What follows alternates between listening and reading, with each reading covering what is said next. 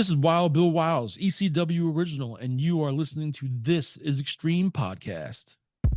Beat me if you can. Survive if I let you. Faltering nevermore. Let the new era begin. The era of the ECW. Oh my God! This is extreme. Greetings, ECW fans, and welcome to This is Extreme, the ECW history podcast where we talk to people, wrestlers, talent, behind-the-scenes folks, all kinds of people that are associated with the original run of ECW. I am your host, Dave Dynasty. Thank you for joining us for what is going to be a really, really fun episode. We have a Wild Bill Wyles on today, and I know a lot of you will think, hey, man, is Bill Wyles, was he a big player in ECW? Was he, well, what's the deal, man? But I'm telling you, I like to hit everybody associated with ECW, and Bill Wyles is a great dude, a great interview, has some really, really fun stories. You're going to want to check this interview out, obviously. You're listening. Hopefully, you'll stick around and listen to the whole thing. Bill was a great interview, great guy, lots of fun, and I hope to talk to him again in the future because, like I said, he's just a really, really good dude. Before we dive into that, though, wherever you're listening to this podcast, on your favorite platform, make sure you subscribe to us. Make sure you share those episodes out there and help us network and grow. Make sure you follow the podcast on social media. The podcast is on Facebook, Instagram, and Threads. Just look up ECWpod, and then you can follow me personally. The best way to do that is on X at the Dave Dynasty. And the best way that you can support the show is to go buy a This Is Extreme shirt. You can go to tinyurl.com/ECWpod shirt and buy one of those. The link is also in the show notes if you just want to look at those and click. Nice and easy. Buy a shirt. And if you do, post it up and tag us. We like to see you wearing that shirt. Not a whole lot of going on currently. Lots of ECW talent is out there doing appearances. I've seen lots of them pop up. Of course, coming up within 2 months is WrestleMania weekend in Philadelphia, so there'll be lots more of them out there. Being in Philly, they're going to be out there doing things. So if you're going to WrestleMania weekend, make sure you check out and support all the ECW talent and their appearances that they do and whatever else. You take lots of cool pictures. Again, if it's ECW related, tag us in it. We want to see you guys out there having fun in Philly on WrestleMania weekend and supporting ECW. I know, another kind of news note. I know, Rob Van Dam popping up a lot on AEW, still making some appearances, still looking good. Rob just seems to defy age, man. Still in great shape, still agile, still doing his thing, looking great. Sabu has come out and said that, hey, he would like to do one more match. He would like to do a retirement match before he calls it quits. No word on, when that will be, where it will be. But I think it'll happen. I could see him, popping up in Game Changer Wrestling and doing it, something like that, right? That'd be a decent fit. But who will it be against? Who knows? Obviously, logic dictates, hey, man, Sabu and Rob Van Dam would be the match, right? Those two are so connected, so intertwined in their careers from their days training and all the way through as tag team partners, opponents, everything else. Both, trained under the Sheik and trained with each other. So that makes sense. I don't know if that'll be the match or not. Obviously, there's no word. Obviously, I don't believe it, it's to that level of discussions yet, or if it is, it's, nothing's been divulged. But Sabu hoping to, have one more before he calls it quit and have a retirement match, which, I hope he can, I hope he can go out there and do it, right? And be Sabu one more time, come out of it okay, and get to go out with the flowers he deserves, right? Sabu, absolutely groundbreaking and instrumental in the development of professional wrestling, and what he did. So, all right, then, let's take a quick break. And when we come back, I'll have that interview with Wild Bill Wyles. So stick around. Be sure to follow This Is Extreme on all social media platforms. You can find us on Facebook, Instagram, and Twitter. Just search for ECWpod. Be sure to follow us, keep up to date, and join in the discussions. We want to hear your feedback, so find us on all the social media platforms and join the revolution. This is Extreme. And welcome back to This Is Extreme. At this time, I'm being joined by a former ECW original, Wild Bill Wyles. Bill, how are you? I'm great, man. Thanks. Yeah, no problem. You're kind of in that time period of ECW. Sometimes it's forgotten, but let's talk about your past a little bit. Did you grow up a wrestling fan? Yeah, I same story as most of us in the business. Our my father and I used to watch wrestling when I was a little kid, and he used to take me to some local matches and everything. And I was a big fan when I was a kid. I was actually at WrestleMania 1. I was a huge Roddy Piper fan, and that's what really got me wanting to be a pro wrestler.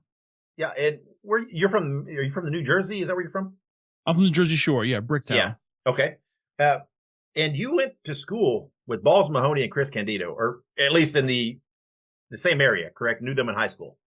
Yeah, met them through amateur wrestling. So I met John Balls Balls. Mm-hmm. my freshman year of high school in amateur wrestling in New Jersey. The wrestling season officially started on Thanksgiving. That's the first day of the season that you can have a organized practice. So we would get together before the season and have wrestlers from all over the county and stuff like that just rolling with each other. And I met him at one of those practices, and I thought he was a coach. Yeah, at the time I was wrestling 189, and back then heavyweight went from 189 to 285. It's different now. Yeah, they have a couple different weight classes now, but he was 285, 300, as a freshman, and I thought he was a coach. And we started talking. I was wearing a Slayer T-shirt, and I'm like, wow, this coach is into Slayer and stuff like that. And then I realized he's a freshman like me. Oh, that's wild. And we ahead. wrestled each other a couple times a year. He wrestled for Manasquan, which is about 2 towns away, and I wrestled for Brick. And through that, he introduced me to Chris, and we exchanged phone numbers like 2 little high school girls, and we kept in touch. I would wrestle another school, and we kind of scouted for each other. I'm like, hey, I see you're wrestling Manalapan. I just wrestled the guy, and he likes to take the head and arm. Watch out for that. And we kept in touch. We would hang out at the boardwalk. Our moms would drop us off on the boardwalk. We'd hang out down Point Pleasant, and we just grew up together. We were pretty close.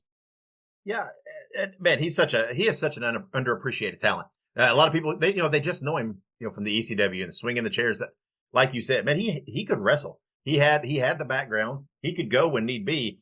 But everybody talks about how great a guy he was. Obviously had a little bit of a wild side, crazy. Was Balls like that all the way back into high school? I mean, was that just him? Yeah, he never changed. John was John, and I'll tell you that, like, I hear everybody has their pro wrestling John stories. I have John stories back from when before we had driver's license. But he was like that big lovable teddy bear, but like most of us, he got that asshole button. And I can curse on here, right? Yeah. Oh, yeah. Okay. It's an ECW podcast. Yeah. Say whatever you want. But he had that asshole button, and it's just his asshole button. When you pushed it, he went a little further than everybody else. Yeah. So when we first started traveling together, my job really was to keep John out of jail. And I was like one of the only people who could really keep him in line, calm him down, and things like that. I mean, there's so many times on the road we were just having fun, partying at the bar, doing whatever, and next thing you know, there's hey man, there's John, and John's surrounded by 12 bouncers ready to kill everybody. And I have to go intervene and make sure John gets out of there without going to jail. Yeah, and you mentioned Chris Candido, right? Chris, obviously very young, started breaking into pro wrestling.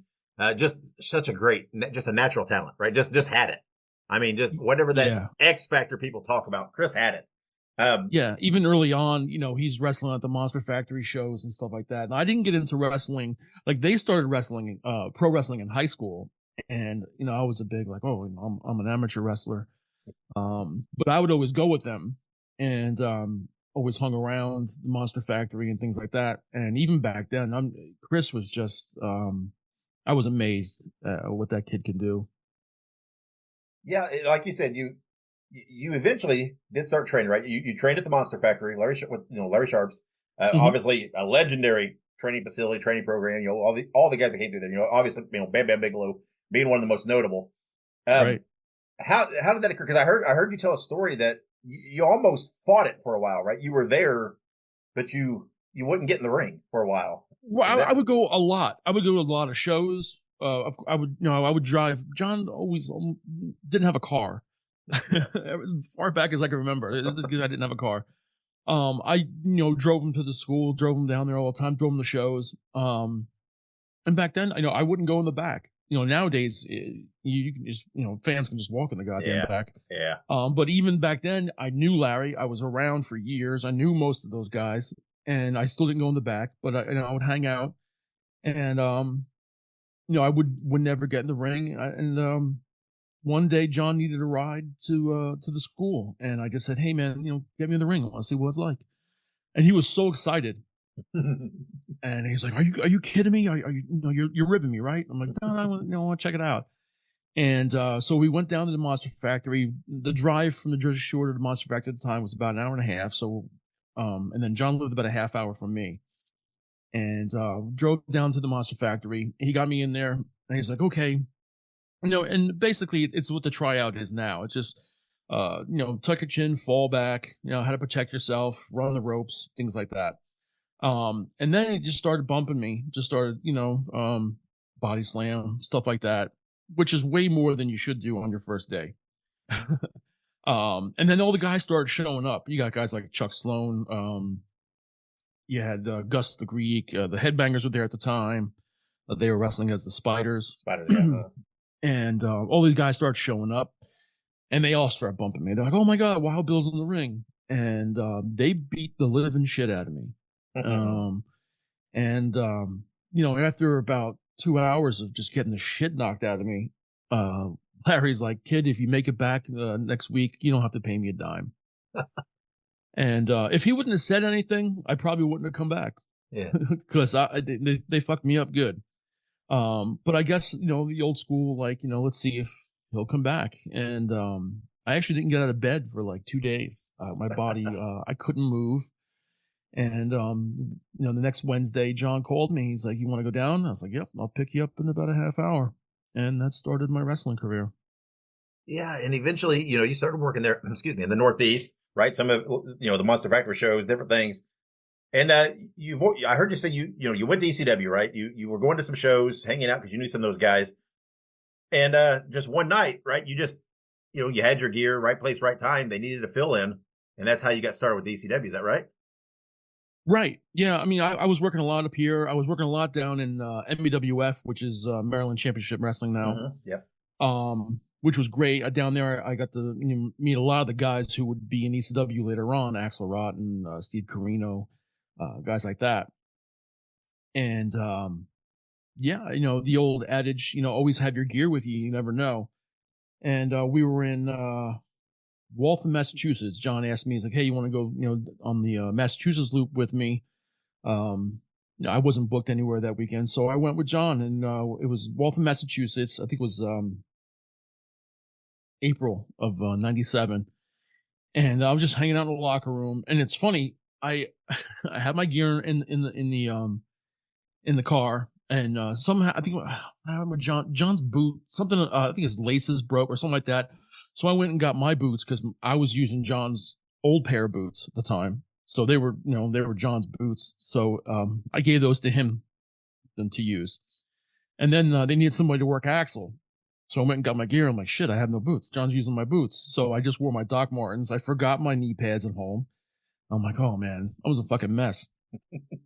But the cool thing was they asked me to work Axel, and I had worked with Axel a lot, and I was friends with Axel. So I didn't feel any pressure. Nobody told me it was a tryout. It was just like, hey, go work Axel. I was like, oh, okay. And I felt no pressure. I went out, had a lot of fun. I took a finish. It was kind of like a reverse, kind of like a brain buster, but reverse. I was like kind of backwards. And Axel's like, "Can you give me a really hard jump? Because, I hurt my back and blah, blah, blah." I was like, "Yeah." I jumped so high, I went vertical. And he just wanted me to go horizontal, just, kind of lay me. I went vertical and it came down. He tucked my head at the last second so I wouldn't break my neck, but it looked really, really bad. And just knowing, I'm like, you know what? Because I heard, everyone was like, oh, holy shit, this kid's dead. So I just sold it. I just laid in the ring and I made people come get me. They came, carried me off, and I walked through the curtain. Paul's standing there. I got up. I'm like, thanks, guys. And Paul's like, are you okay? I'm like, yeah, I'm fine. He's like, no, your neck okay? I'm like, yeah, I'm fine. I moved my neck. I'm like, yeah, I'm just selling. And he looked at me and said, you're hired. and I was like, oh, okay. Yeah. So what? I mean, like I said, you obviously you worked there in the Northeast, right? A lot of that you knew most of these guys, right? Because everybody was been working that area. But at 97, I mean, ECW was really getting hot, right? They had the pay-per-view. Yeah, it was right after the pay-per-view. Mm-hmm. Yeah, started to get some attention. So what? I mean, did you have that vibe, that goal that, hey, I'd like to work for them, but I'm not, I'm not gonna, obviously not gonna beg. But did you have hopes that, hey, man, maybe someday I'll make it in ECW and get a shot there? Yeah, getting the ECW was kind of a goal. John was already working there as Balls. He just worked the dark match on the pay-per-view, the first pay-per-view. And I was there a lot. I was actually there the last night for at the arena that Mick Foley was there. That had kind of his going away that night with Mikey and everybody. And I was around a lot. When I wasn't working somewhere else, and I was like, yeah, I would like to work here. I mean, I didn't want to work anywhere, but that was kind of a goal to get to ECW. Yeah, because a lot of those guys. I mean, Jersey at the time where I was, it was a hotbed of pro wrestling. There were so many guys from my area, and you had Iron Mike Sharp's gym right near me as well, and you had Nova, and those guys. Jerry Tootie was from there. So there was a lot of guys concentrated in our area. It was really awesome at that time. Yeah, that's one thing you always hear about ECW, right? Is that locker room family feel, right? And this island, I've heard it called an island of misfit toys, right? Guys that maybe couldn't stick somewhere else, that got their chance there. Could you feel that right from the beginning? That because you had all these guys helping do things, right? Booking spot shows, guys helping do merch. And all these different things. Could you feel that family feel, that mom and pop, everybody's pitching in thing? Let's do this. Yeah, it definitely felt like a team. One thing I noticed, like before I got there, these guys had all had their varsity jackets, their ECW varsity jackets, and I was like, man, this is cool. This is like a team. It was definitely that team feel. It was cool. Like, definitely, yeah, family. Every Christmas we exchange presents and Christmas cards, and it was definitely that vibe. Yeah, and like I said, everybody pitching in or whatever else, you kind of did your part, right? You ended up on the ring crew and then helping with sound and everything else and doing your part. So how? What did they just come up and say, hey, would you help out? We'll pitch in a few extra bucks. So would you drive the truck, set the ring up, or how'd that happen? But the reason I got on the ring crew, to be honest, I was traveling with Balls, and he was getting crazier and crazier. And I'm like, my full-time job was babysitting this guy.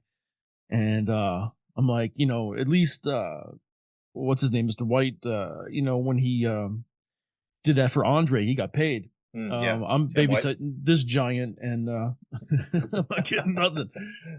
So I was looking, I couldn't afford to travel on my own. And there was an opening on the ring crew. And they're like, hey, we'll pay you extra. And your hotel will be paid for, and your trans will be paid for. So I took that opportunity to get on the ring crew. And then the next thing I know, I'm in the truck with Danny Doring and Chris Chetty, and we're driving 48 hours straight. And but that was a great experience. The ring crew was awesome. Very, very difficult work, but it was a great experience. Yeah, and I heard that how did you wind up helping kind of with sound and the sound system? How did that come about? I went to college for music and audio. Okay. So that's where I was. Something happened with their original sound guy. They needed a sound guy, and they knew my background. They asked me. I was like, well, no, I really don't want to do that. But I know a guy, and I knew a guy who was a DJ. Yeah. This guy Randy. but help him build the sound system, explain, kind of show him the ropes of live sound. Helped him for a little bit, and then he was on his own. But for TV and pay-per-views and stuff, I helped out. I was like a assistant. He ran live sound, and I would run the feed to the truck and stuff like that. Yeah. And So on TV and pay-per-view, I was setting the ring up, driving the truck, wrestling, doing sound. It was I was a busy boy. yeah, if it wasn't for Wild Bill, we might not have had that. Because did your button. And that's what I'm saying. There's so many guys, Taz coming up with some of those early shirt designs and Bubba Ray helping with that. And guys, some of these guys, I mean, everybody kind of pitched in, helped out. There wasn't really what we call an office staff per se, not like most companies. So, everybody kind of did their part for the better. And on a side note, a lot of people may not realize this, but you played a big part in a WWE angle. That weren't you in the infamous spot where Steve Austin first got his hands on Mr. McMahon, and were you actually the guy that cuffed Austin after that? Yes, yeah. I was home. It was Sunday afternoon, and Chris Candido called me, and he's like, I needed to be at the Garden tomorrow. I forget what time it was, whatever. He's like, I'm like, okay, I've done some stuff up there before, but he's like, no, I don't need your, I asked him what gimmick should I bring? What do you need? And he's like, no, you don't need anything. Just bring black boots, not wrestling boots. He's like, shave your face clean and shave your head to one length. Cause I had like a high and tight at the time. Yeah. He's like, just shave your head to one length. I'm like, okay. So shaved, got to the Garden, and was sequestered in a room. And then they bring us in, and everyone starts walking in this room. And Steve Austin walks in, and then Vince, Pat, Tony Garea. Then you have Austin, Owen Hart, Pillman, and I'm like, what the hell is going on here? And then they went over what the angle was going to be, what they were going to do. This is the first time anybody was going to touch Vince McMahon. And we were sequestered in a room, and I guess because they didn't want any word to get out or whatever. But yeah, people forget what led to that, because all they see is the replays of just Austin cutting the promo and then hitting McMahon. But we went out with Owen. We were supposed to be protecting Owen. He had like a protection from Steve Austin. Yeah, and he had a match with Pillman. And then Goldust came down because I guess Pillman had Marlena with him, and that all happens, and then that leads into the the Austin McMahon thing. But yeah, that was fun. The funny thing is, we're in the back, and they're like, "Who's going to put the cuffs on?" And Austin was like, well, "How about Wild Bill?" And I was like, "Oh shit!" So I had a real cop show me how to put the cuffs on. Now in the back, Austin's standing there, and I'm practicing putting the cuffs on. He's still and not moving. So I'm like, great, I can do this. Boom, boom, boom. Got it down. Okay, so we get out in the ring, and everything's going crazy. I'm trying to put the cuff on. The one cuff goes on nice and smooth, and he's moving around. He's screaming. He's yelling, and I can't get the second cuff on. Oh, no. And I'm shitting in my mind. I'm like, here I am, this biggest angle in wrestling history, live on TV, and I'm going to fuck this up. And if you look at it a little bit, I tilt my head up a little bit, and I just go, I fucking dare you to stand still. And for a second, he stops. I click the cuff on, and then off they go. And they pull him away, and you just see me stand there by myself, like, yeah. Could have changed the course of history there if you couldn't got the cuffs on. Yeah, and also they gave me this belt with these two little hooks on it, and I got my nightstick and everything like that. And if you look at me in the ring, it looks like I'm holding a gun the whole time. But what happened was the top little buckle broke off. Oh no! So it's like a little tiny hook holding this belt up. And I'm like, before that, I'm like, I'm going to be in the ring, and this thing's going to fall down. So I'm holding it up the whole time, but it looks like I'm like holding a gun, but I'm not. I'm just holding my belt up. Oh man! Well, you played it off, Will. It worked. It pulled it off.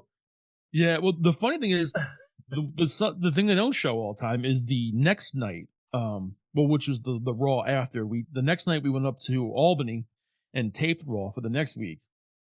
And that's the Raw where we were all in the riot gear. They stole this angle from ECW. And then we were in the riot gear in the ring, and Austin was one of the guys under the riot gear. Yeah. And he takes the riot gear off and he hits the stunner on Owen, and then we chase him out through the crowd. So we're in the back having the production meeting about this. So I said to Pat, are there going to be security over in that area where we chase Austin through the crowd? He's like, what do you mean? I said, well, we need people to help us get over that railing. He's like, you want police? The people will let you through. I'm like, no, we're chasing the biggest baby face in the history of this company. They're not going to let us through. We need security.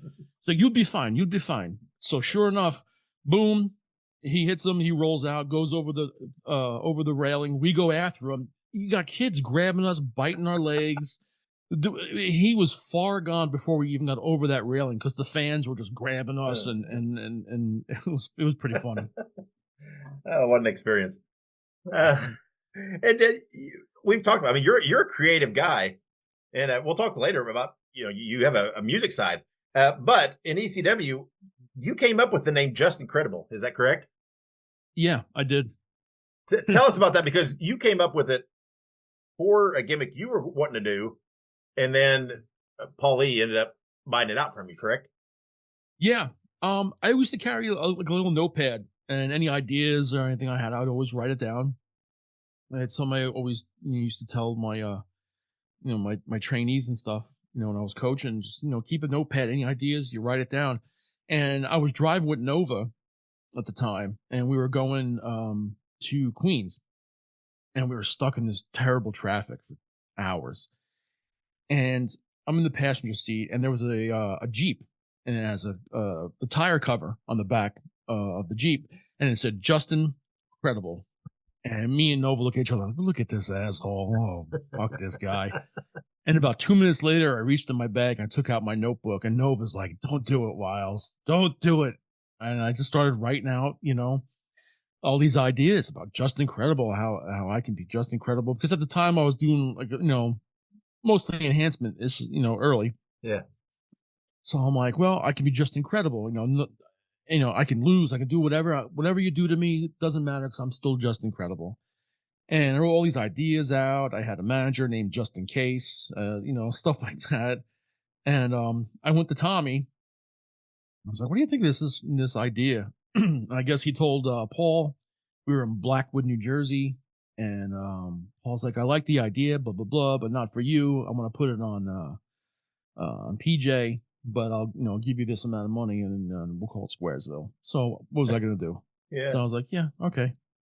It's so wild because the Just Incredible thing, I remember the impact it had on all the little small indies, because like you said, you'd have these guys that were like Just Insane or Just In Case, or the complete play off of that.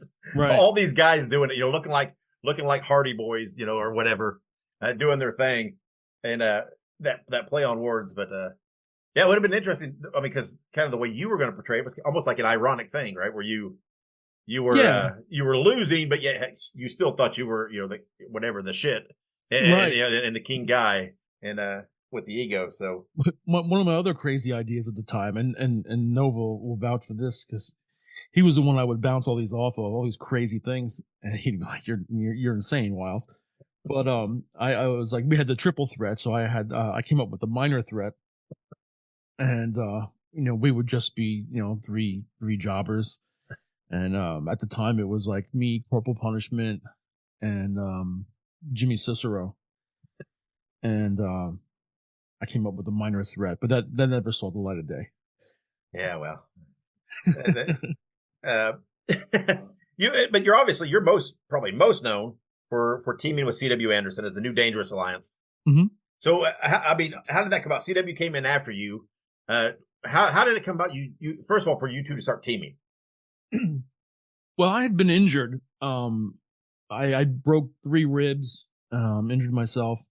So I was kind of out for a while. I was ringing the bell. I was timekeeping just to stay on the road and, continue getting paid. And then I was working my way back into a spot. And I would just, be doing, back to doing enhancement work or whatever. And before the show, we would work out.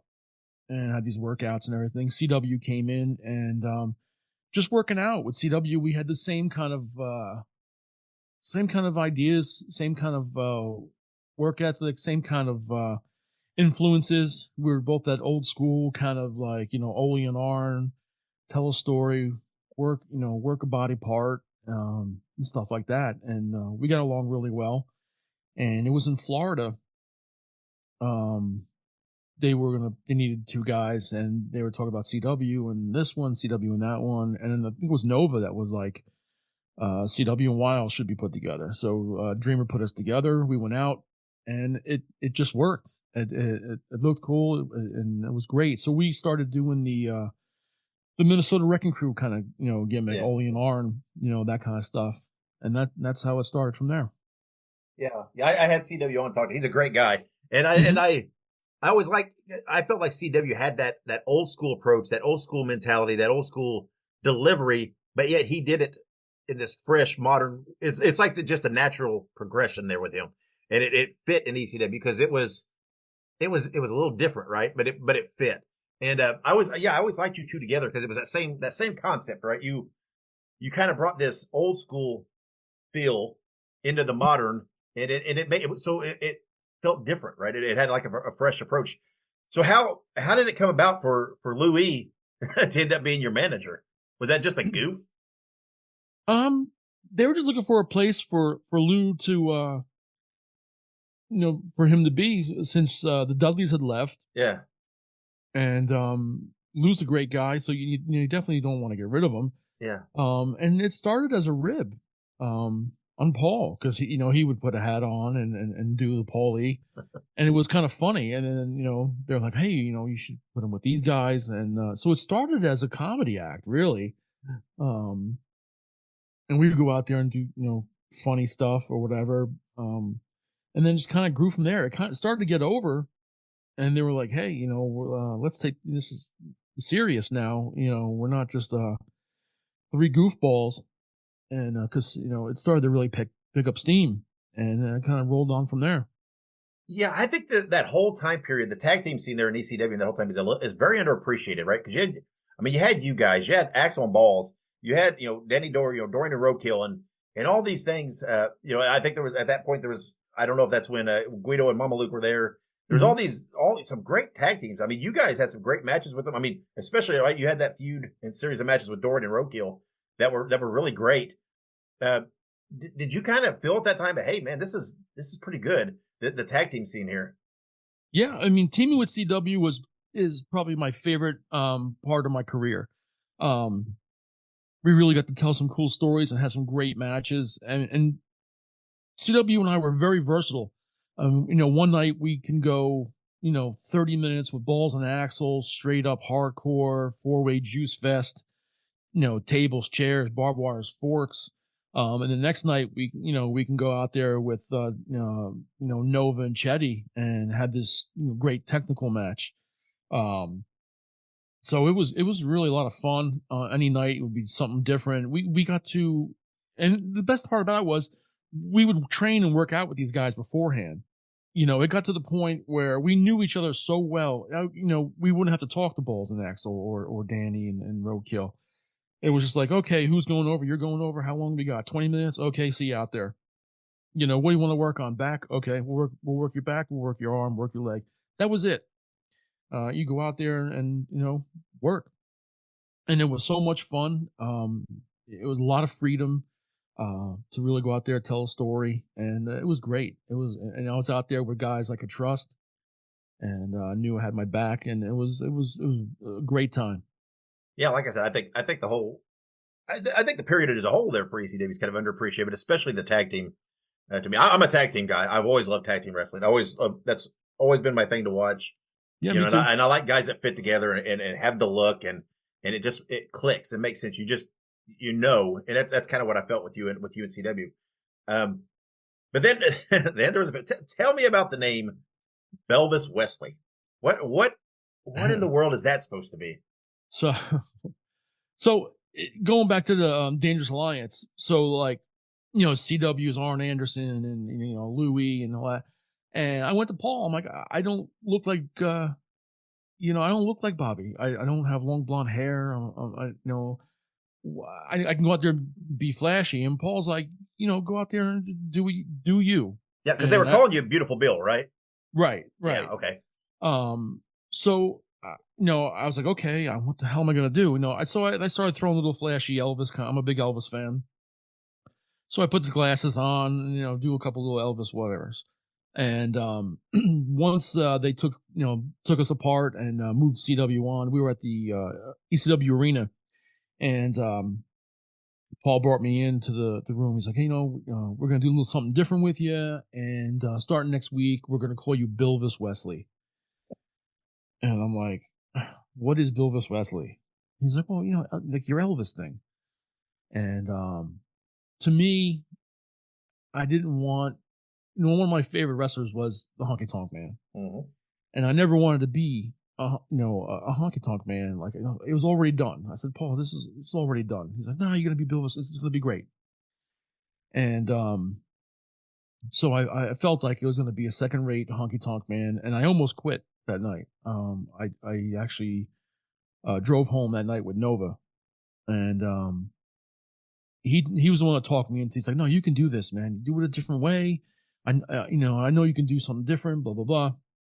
So I was like, okay.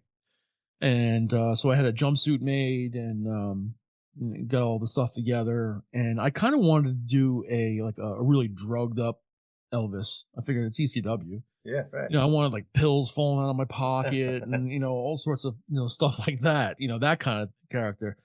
And Dreamer was like, no, we can't have that. I'm like, you can't have that? I mean, you got this drunk guy, legit drunk guy, drinking beer in the ring, but I can't have fake pills falling out of my pocket.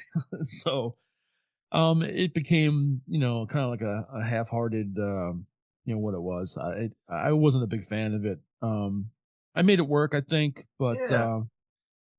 I tried to have, as much fun with it as I had. They gave me all these students. They gave me, Tom Marquez. They gave me 3 of Shawn Michaels students. Yeah. And I had to work them into every match. So, every night it was like a math problem. Like, all right, I have Prodigy, Prodijet. I have these 3 guys. What am I going to do? How am I going to get them all involved? It was work. Yeah. I get, maybe tweaking things a little, right? Trying to evolve a little, whatever. I just never understood the name change, why it was even necessary. It's like, okay, even if you were kind of just do call that, me Bill like, Wyles. just call you Bill Wyles. I was like, why? Right. Exactly. Why did it need the name change? I don't understand. And I sorry, I cut you off. No, I guess it's just one of those Paulie things that gets stuck in his head. I guess that I don't know. It's weird. Yeah. And the thing that always bothered me is like, I'm an old school guy. So if you're going to break up a tag team, when you break up a tag team, they should feud together. Yeah. Somebody turns on somebody and they feud. I think me and CW could have really put on some awesome matches. I actually got to wrestle him more than once. I wrestled him for the first time in Pennsylvania, and I actually shot on him. Oh.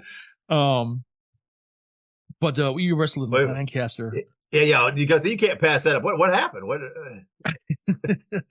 It was so we were in Lancaster, and we were gonna, we were wrestling 1-on-1, and at the end of the match, Axel was gonna come out and hit both of us with a chair, Uh-huh. and a regular night in ECW. So, Right. so we started off, chain wrestling, just doing some, basic stuff, and we did the Headlock Takeover series. And at the second part of that series, you're familiar with that, right? Yeah. Uh-huh. Yeah. So boom, boom, boom, kick out, and then I'm feeding for my portion of the Headlock Takeover, and he was feeding again for a headlock. We kind of bonked heads, and I look up, and just as a reaction, as muscle memory, I hooked him and threw him in a shoot throw, landed over, and like I just hooked him for a second. I was like, oh shit, sorry. And so yeah, out of muscle memory, and I shoot through him and dropped him, but I said sorry right after and went to work the arm. Yeah, I mean, like you said, if Paulie wanted to split you guys up or whatever, I mean, you would think the booker and he thought, okay, if I'm splitting them, I can get a series of matches out of this, right? This is instantly a few matches, maybe Right. even, culminating in a pay-per-view match at some point, in between the two. And it's Right. odd, though. I don't know. Just odd the way it happened.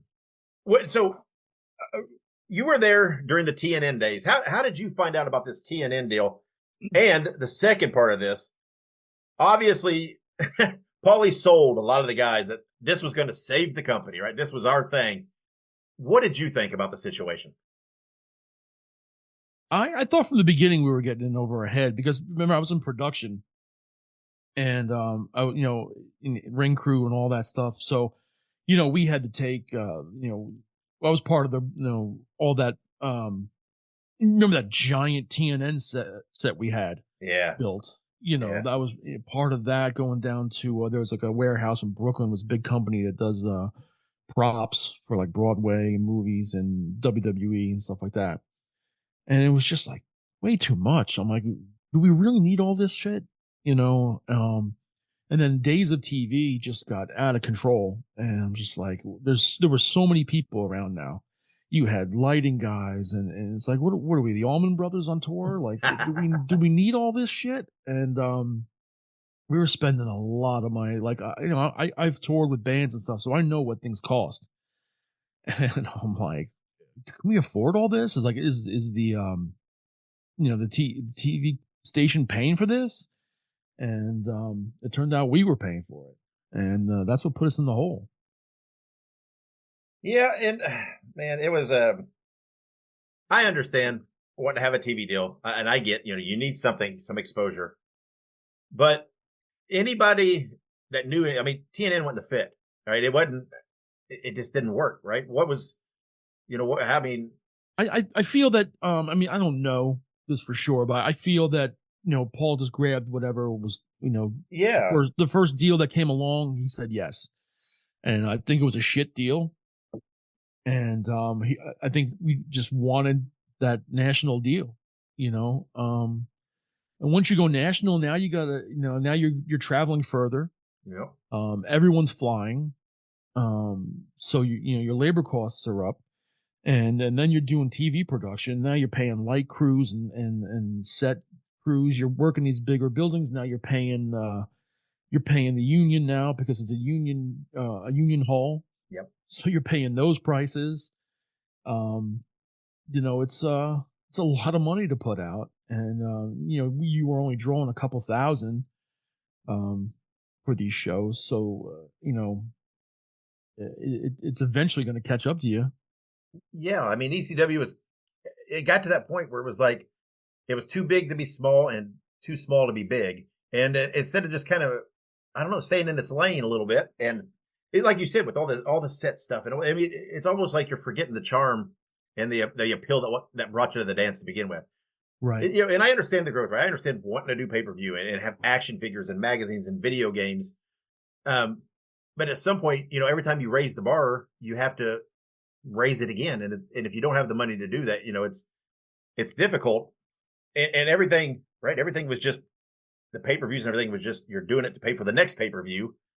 When did you kind of see that, hey, this is coming to an end? And I mean, could you see the signs that, hey, this is coming down, or did you buy into the Kool-Aid like everybody else?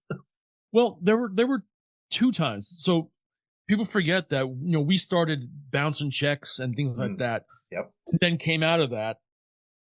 And then it happened again at the end. So Yep. there were two times that came along. And, excuse me. So that first time was tough. It kind of opened my eyes, like, you're kind of looking around going, is this it? Is this the end? And then things started getting, a little better. Then your checks started clearing and stuff. And then checks started bouncing again. And we used to, at that Monday, we would all come home. We would all get in the car Monday morning, like bright and early, like 7:00 in the morning. Me, Nova, Randy, the sound guy, Jack Victory. We would all get in the car early Monday morning and drive up North Jersey to where the bank was that Paul was writing the checks out of, to be the first people at the bank to cash our checks, because there was only so much money. Yeah. And God forbid you got there like, 11 o'clock. There was no more money in that account. And then those checks started bouncing. And then the checks, wouldn't even show up. And, you look at this guy. he's in the locker room. He's like, oh yeah, the checks are they're at the airport. FedEx is I got the tracking number, and you're like, motherfucker, you write the checks. You have a checkbook. Like, there's no FedEx with fucking checks. Like, who? I'm looking around at people that are sitting around waiting. Like, I have to be here because I'm breaking the ring down or something like that. Like, what are you waiting for? There's no. You have to know. There's no fucking check coming here. Yep. Like, and he's running around like, I'm going to California and I'm not coming back until I get a new TV deal. It's like, motherfucker, I read the trades. I know you're going out to film Rollerball. Like, who are you bullshitting? Like, what am I, stupid? Like, yeah, and I'm not trying to disparage anybody, but there's so many that bought it, that thought. I mean, we talked about Balls. I mean, I remember seeing clips even after it was done of Balls at a show somewhere. And there was this clip of him, and he was saying, "Oh yeah, I think it's coming back. I think Paulie's got some." And this was after the fact. Even when Paul was already in WWE. Yeah, and and on the one hand, you feel bad because you understand, right? It's almost like a drug, right? That addiction of being in front of the crowd and that appeal. And ECW was obviously a high for a lot of these guys. And then when it's gone and you're back to, working all these smaller shows and back kind of where you started, it's difficult, right? You see lots of wrestlers that struggle with that when their time is done, adjusting.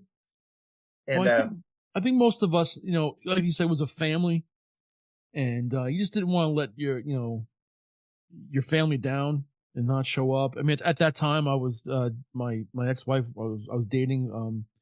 She was one of the merchandise girls. So I had she was there, and it's just like CW, you're gonna be there. Nova, you're gonna be there. Yeah, I'm going. All right, I'll go. It was like that. They were gonna go, so I was gonna go, and we're all in this together. And it's either we're gonna sink or we're gonna swim. And we figured out that it was over. After the last show, I didn't go to the last show in the Arkansas shows. I didn't go. Yeah. And I'm like, I can't afford it. I haven't been paid. I'm putting out money because I was traveling with the merchandise and everything, and we were supposed to get things reimbursed to us.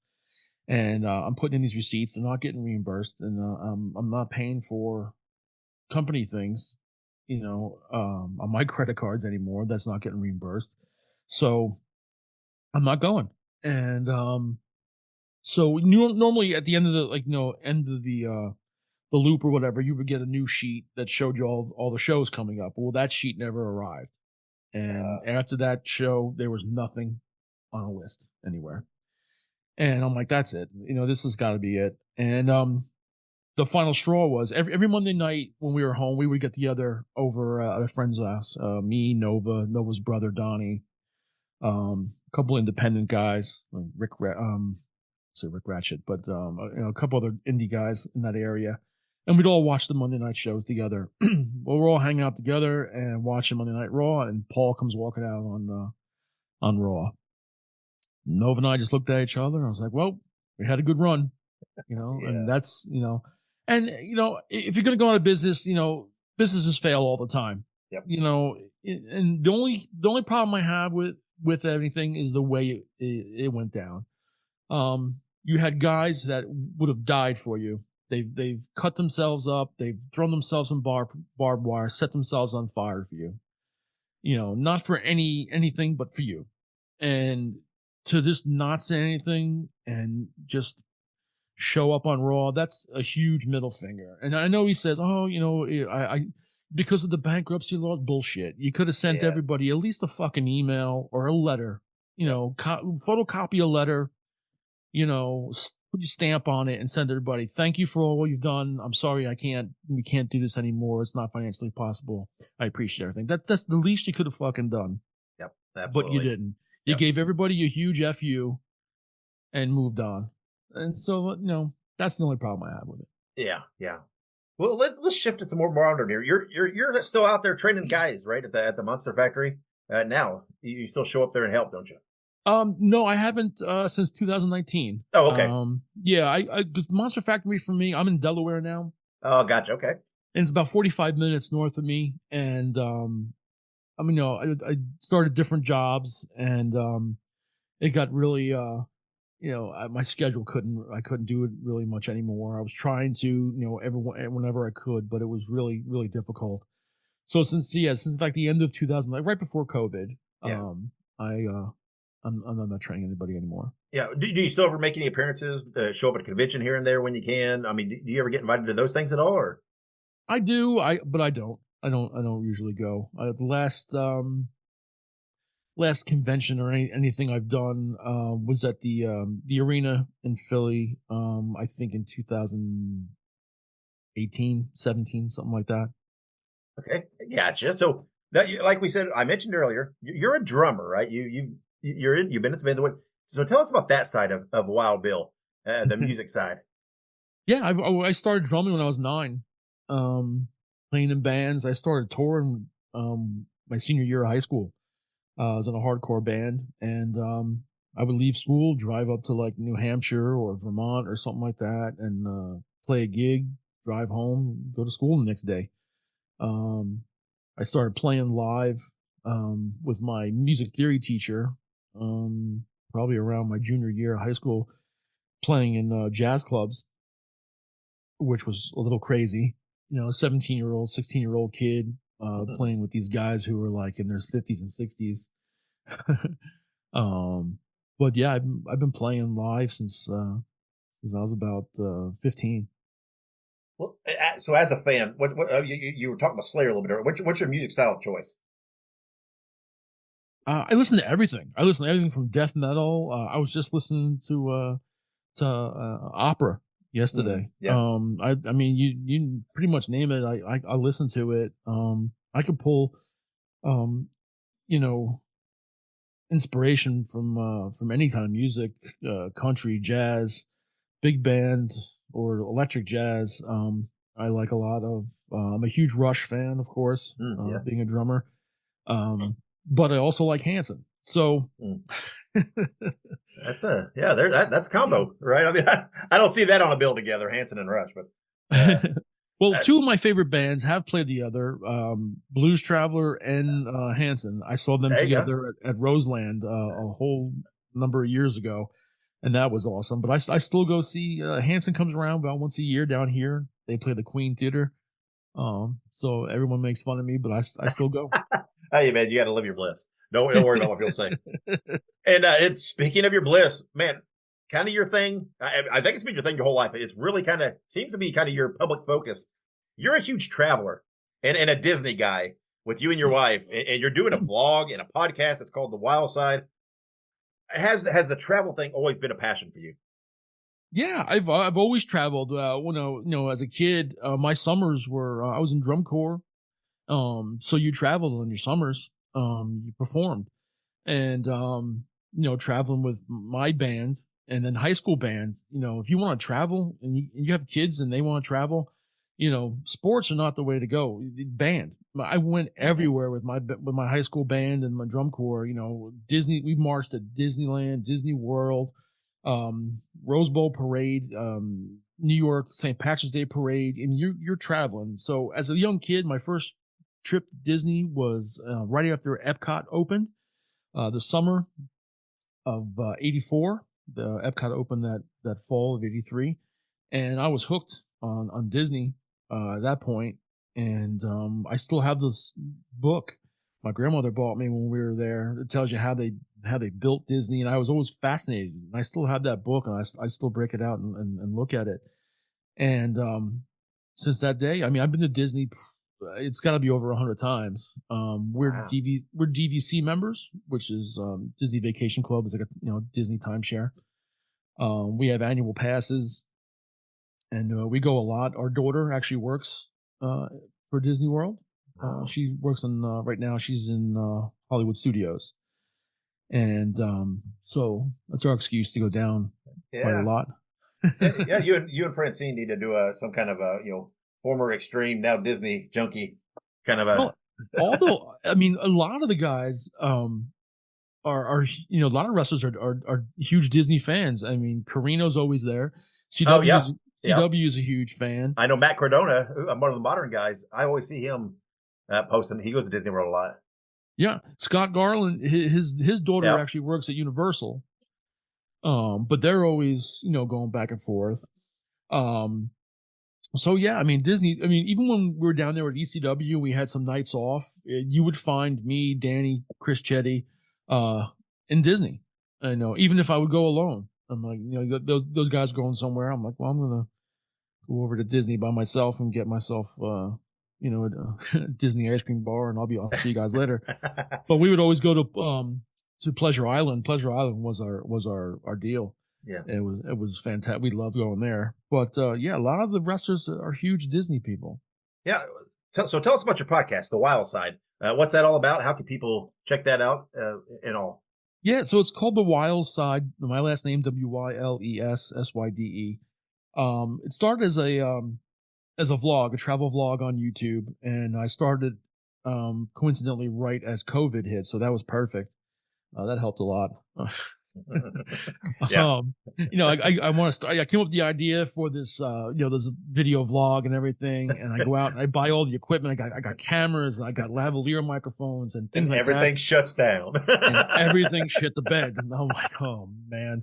But you go back and look at some of those early vlogs. It's just like, we're wearing masks and there's like, we're in Disney and there's nobody there. And, which is a lot different now, but, yeah. It started as that. And I always wanted to do a podcast. And, so yeah, it's about travel. It just started. I put the first, episode up. It's going to go up every Monday.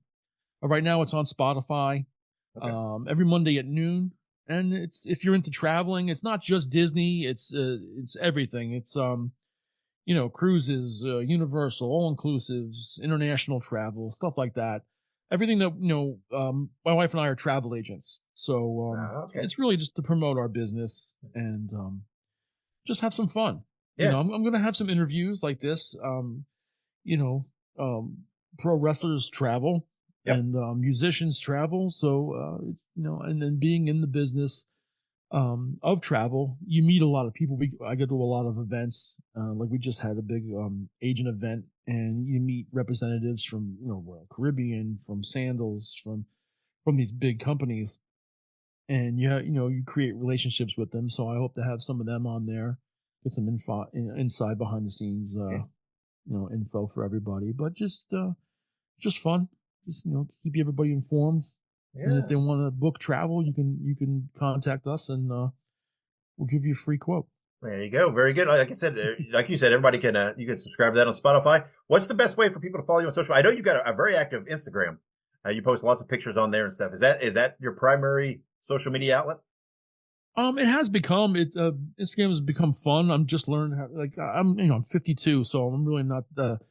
I'm kind of savvy, but not really. And you think my kids would help them. My kids, they're 22 and, my sons, they're 22 and 18, and they have no social media. So I have nobody really to go to help me with my social media.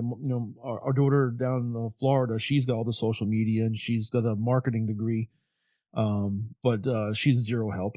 So, but Instagram, I find it's fun. It's just, post a picture, hit a couple of hashtags. I'm learning about reels and stories and things like that.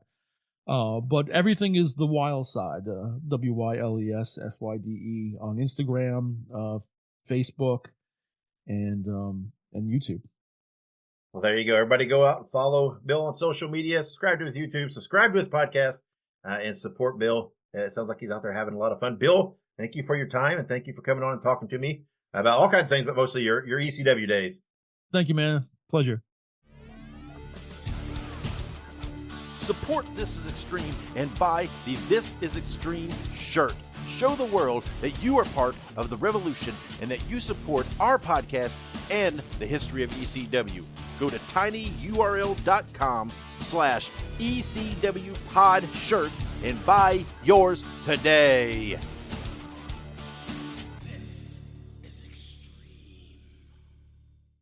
All right. Once again, thank you for listening to This Is Extreme. Thank you to Bill Wyles for coming on and doing that interview. What a dude, man. What a great guy. Lots of fun to chat with. Very cool dude. Very interesting. And hopefully I'll chat with Bill again in the future, and we'll discuss some more stories. Go check him out on social media. Go check out his podcast, his travel vlog, all that cool stuff. Like I said, he's really a cool guy. and worth the follow. Now, once again, make sure you subscribe to us, follow us on social media, go buy a shirt, do all those cool things to help support us. And tell your friends, man, that, hey, if you like DCW, this guy Dave's doing something pretty fun, talking to some guys, telling some cool stories, kind of taking a unique approach to it, right? Trying to do something different here and telling a kind of a verbal history of ECW from the perspective of the people that were there and stuff. So we got some cool things coming up in the future. Lots of people to talk to. There's lots to discover and discuss. So thank you for your support. Thank you for helping us network and grow. We really, really, really appreciate it. Once again, new episode coming out in 2 weeks. So make sure you subscribe to us so you do not miss that. But until then, wherever you go and whatever you do, be good, be safe, and always keep it extreme.